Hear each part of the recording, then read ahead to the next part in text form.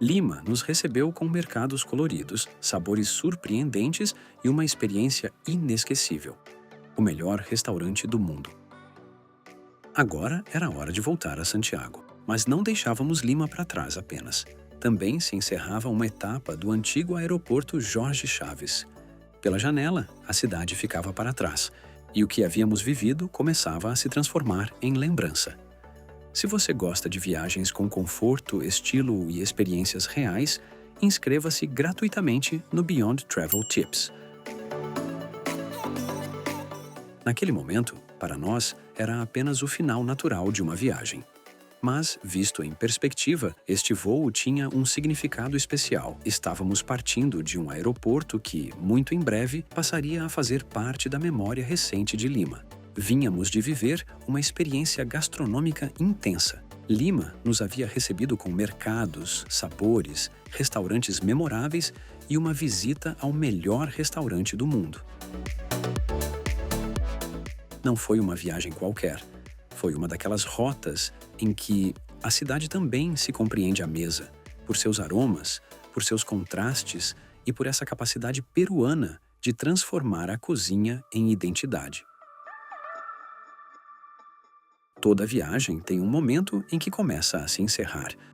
No antigo Jorge Chaves, o retorno começou sem grandes gestos, uma sala de espera em funcionamento, um portão de embarque ativo e passageiros avançando em direção à ponte de embarque. Era a rotina habitual de um aeroporto que parecia viver apenas mais um dia. Mas aquelas cenas tinham um valor especial. Aquele terminal atravessava suas últimas semanas como principal porta de entrada de Lima. O antigo terminal encerrou formalmente suas operações em 1º de junho de 2025. Depois de 6 décadas de serviço, cerca de 400 milhões de passageiros transportados e aproximadamente 4 milhões de operações aéreas. Seu fechamento foi considerado um marco na história do transporte aéreo nacional e regional do Peru. Por isso, avançar por aqueles corredores tinha algo de despedida involuntária. Para muitos viajantes, era apenas mais um embarque. Para nós, ao rever esse registro algum tempo depois, tornou-se também a memória de uma transição. Lima estava mudando sua porta de entrada para o mundo. Entrar no avião sempre muda a escala das coisas. A cabine começou a se encher lentamente. Passageiros acomodando bolsas, conversas breves, cintos, compartimentos superiores, nada extraordinário. E justamente por isso, tão reconhecível. Uma vez instalados, surgiu aquele momento silencioso antes da decolagem. A gente olha pela janela sem procurar nada em particular. Talvez repasse mentalmente a viagem. Talvez tente organizar o que viveu. Lima tinha sido intensa, generosa, saborosa e, em alguns momentos, surpreendente. Havíamos chegado em busca de uma experiência gastronômica especial e partíamos com algo mais amplo. Uma cidade feita de camadas, de história, de costa, de cozinha, de trânsito, de energia e de memória. Então começou o movimento na pista. Pouco a pouco, Lima foi ficando para trás. Primeiro, como estruturas do aeroporto. Depois, como cidade estendida. Do alto, Lima revela outra de suas identidades. Uma cidade imensa, densa, erguida entre o deserto e o mar.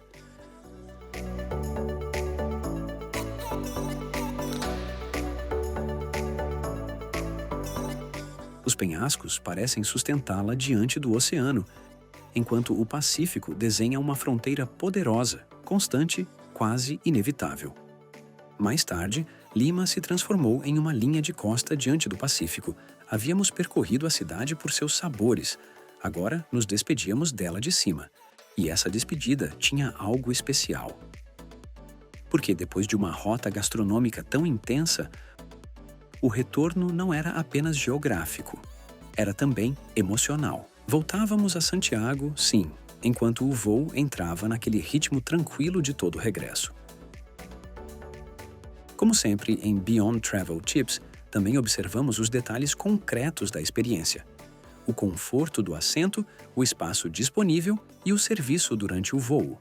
Porque uma experiência de viagem não se mede apenas pelo destino. Também importa a forma como chegamos até ele e como voltamos dele.